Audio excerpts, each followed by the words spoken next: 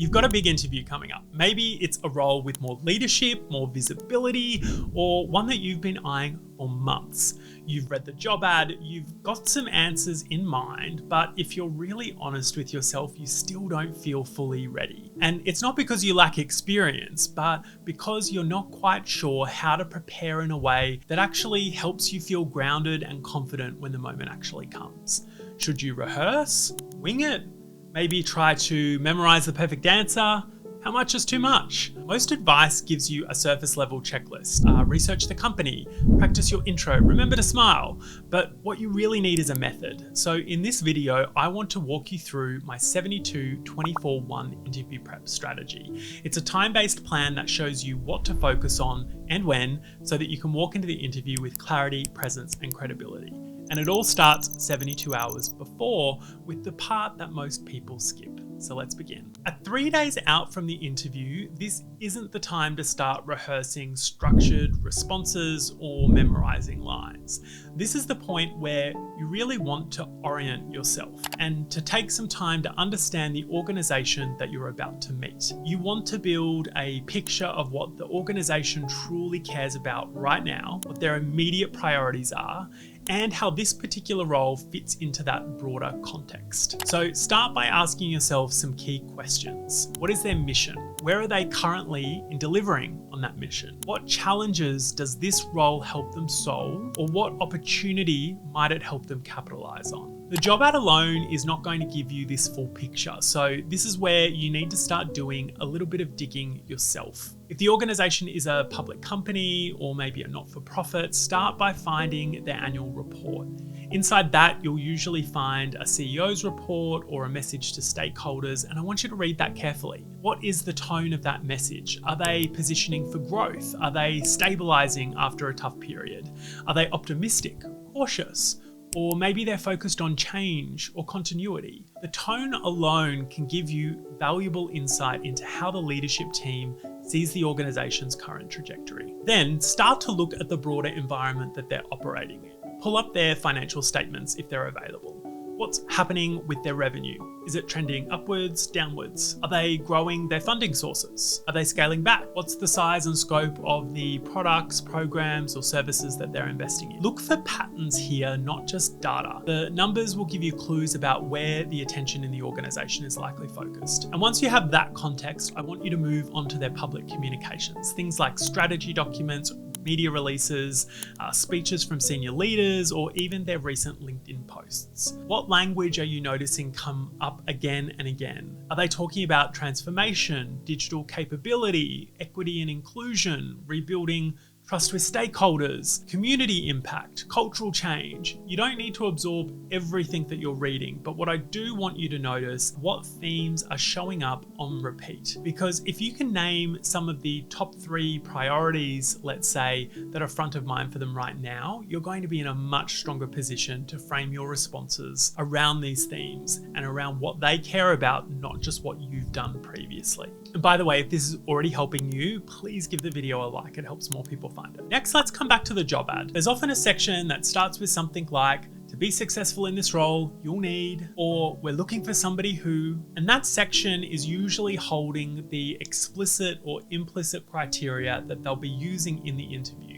Things like leadership traits, decision-making approaches, ways of working. Highlight it, read it out loud, think about what is between the lines. Then open up the position description, and here I want you to slow right down. Don't just skim it for task alignment. I want you to read it like somebody who is trying to map influence.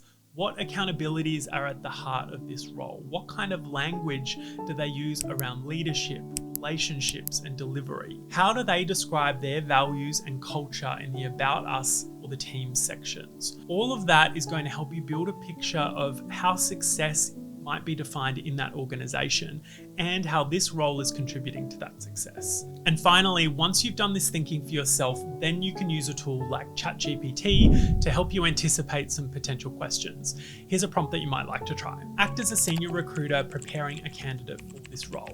Based on the attached position description, generate 10 behavioural and leadership questions that reflect the priorities and expectations of this position. Assume that the panel includes and then insert the roles of the people that you'll be meeting. You're not trying to guess the exact questions word for word here, but what you are trying to do is train your mind to anticipate the shape of the conversation. So let's take stock. You've got a sharper picture of what the organization is trying to do. You have unpacked what this role is really asking for, and you've started to anticipate how that might show up in the room itself. That alone is going to put you well ahead of many candidates. Next, we're going to shift the focus from the role to you. 48 hours before the interview, now we're wanting to start to shape how we want them to remember us. This is where we want to clarify the key messages that we want to land in the room. And by that, I mean, what do you actually want the panel to remember about you when the interview ends? 48 hours beforehand, you're now starting to think about how you're shaping the conversation. How will the panel remember you? So I want you to think intentionally about the key messages that you want to land in the room. And by that, I mean, what language do you want the panel to use when you actually leave the room? Let's imagine the interview is over, the panel are there, they're discussing who they might progress to the next stage. What do you want them to say about you? Write down 2 or 3 statements. They don't need to be clever. They just need to be real, deliberate, and grounded in your strengths. It might be something like, she's clearly thoughtful and calm under pressure, or he's strategic but grounded in delivery, or they've got the kind of people skills that would work really well here. And once you've got those statements written down, I want you to go one step further and ask, what kind of language would help reinforce those impressions? If you want to leave a strategic impression, you might use phrases like, I always start by scanning the landscape, or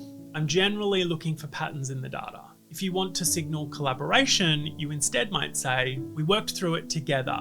I made sure that stakeholders were brought in early. This isn't about trying to hit a performance note or sound rehearsed, but I do want you to start thinking simply about how you can make sure that your speech aligns with the leadership qualities that you want to project. And once you've got your message, you now need to find the stories to back that up. Don't write them out in detail, just sketch out the bones. What was the context? What was the challenge that you were facing? What actions did you specifically take?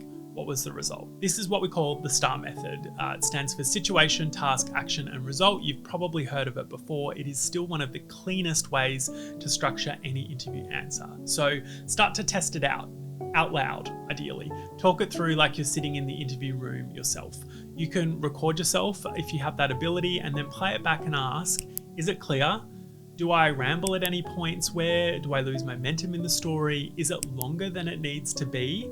Trim where needed, get it down to 3 or 4 minutes max. And if any of this is prompting ideas or raising questions for you, drop them in the comments. I read everyone and I'm always happy to help. You don't need to sound perfect with your answers. You just want to be able to tell your story in a way that lands and feels like something that you've owned. And if doing any of this thinking is making you start to feel that twinge of doubt, like, I'm not sure that this example is big enough, or hope they don't ask about this, don't dismiss it. That's what this next phase is all about. Okay, 24 hours before the interview, now is the time to start anticipating friction and also centering yourself. So by this time, all the prep work is done. You know what the organization is focused on, you know the stories that you want to bring into the room, and you've started to feel a bit more settled into how you might be telling those stories. Now you want to shift your focus to the things that can throw you off. Friction and nerves. Let's start with friction. Ask yourself this, if I were on the interview panel, what would I hesitate about in my own CV? It could be something small. Maybe it is the way some of your experience is framed. Maybe it could be bigger, like leadership tenure, or the amount of time you've changed roles before, or the fact that you haven't got as much experience in this industry. Whatever it is, give yourself time now to think about how you might respond to it if challenged in the interview room. The goal here isn't to talk your way around the issue.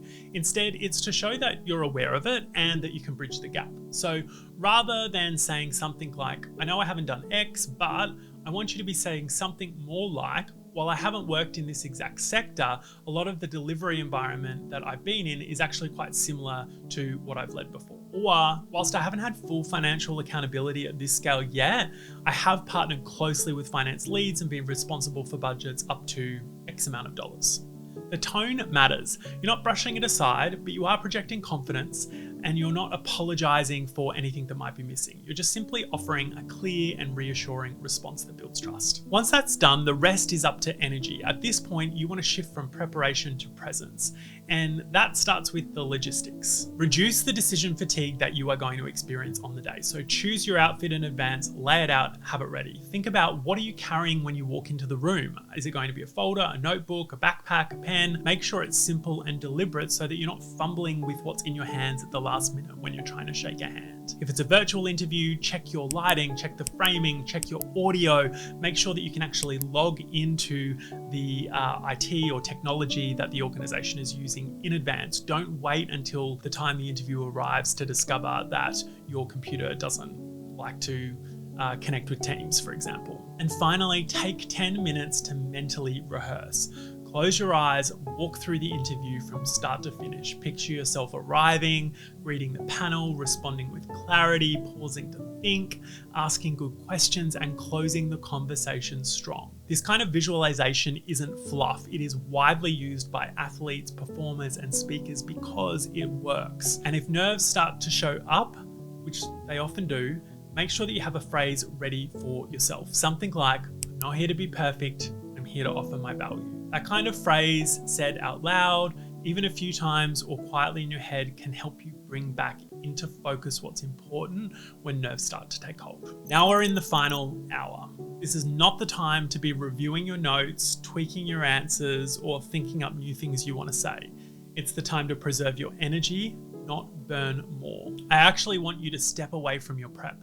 Go outside for a short walk if you can. Do something that resets your nervous system. Your only job now is to ground yourself. Breathe, get still, come back to 3 things. What do I want them to remember about me? How do I want to show up? What value do I know that I can bring? And if it helps, repeat this out loud. I know who I am. I know what I bring. I know how I can help. And just before you walk into that room or hit join meeting, plant your 2 feet firmly on the ground, sit with your shoulders back, bring a small smile onto your face, let your body know that you are ready, because you are. If you found this helpful, don't forget to subscribe. I share new videos every week to help you lead with more clarity and confidence. Good luck, you've got this.